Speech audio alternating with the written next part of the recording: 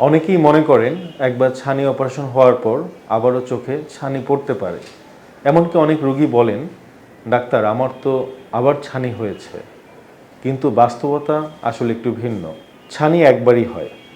ছানি অপারেশনের সময় চোখের ঘোলা লেন্সটি সম্পূর্ণ বের করে তার জায়গায় একটি স্বচ্ছ কৃত্রিম লেন্স বসানো হয়। এই কৃত্রিম লেন্সে আবার কখনো ছানি পড়ে না। তাহলে অনেকের আবার ঝাপসা দেখার কারণটা কি?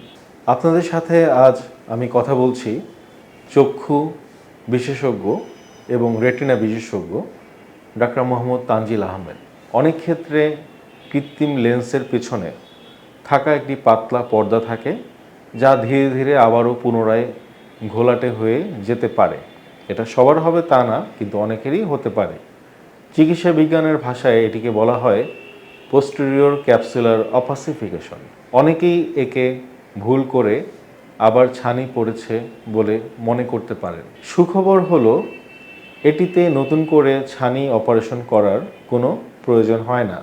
বিশেষ ধরনের একটি লেজার, যার নাম ইয়াগ লেজার ক্যাপসুলোটমি, এর মাধ্যমে মাত্র কয়েক মিনিটেই এই পর্দা বা যে ময়লাটা জমে আমরা এটা পরিষ্কার করে দিতে পারি।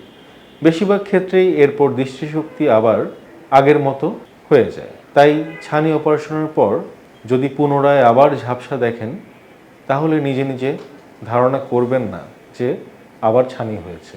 সময় মতো একজন চক্ষু বিশেষজ্ঞের পরামর্শ নিন। সঠিক কারণ জেনে সঠিক চিকিৎসা নিলেই দৃষ্টিশক্তি পুনরায় আগের মতো ফিরে পেতে পারেন। ধন্যবাদ।